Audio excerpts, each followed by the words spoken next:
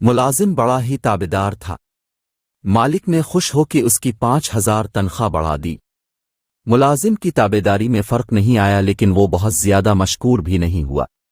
مالک کو بڑا غصہ آیا کہ میں نے اس کی تنخواہ بڑھائی، لیکن یہ ہے کہ اچھے سے شکریہ بھی ادا نہیں کیا۔ اس نے اگلے ماہ تنخواہ 5,000 کم کر دی۔ ملازم کی تابیدار اب بھی وہی رہی، کوئی شکایت نہیں کی۔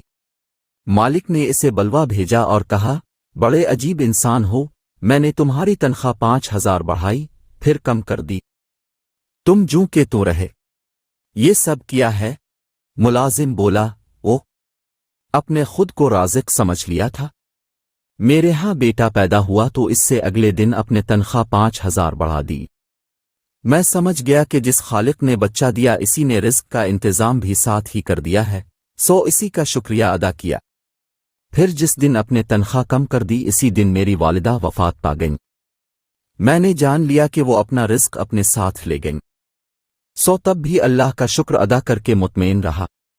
پھر بولا، صاحب، روزی روٹی کے فیصلے کہیں اور ہی ہوتے ہیں، ہم تو بس مہرے ہیں جنہیں آگے پیچھے کر کے اسباب پیدا کیا جاتے ہیں۔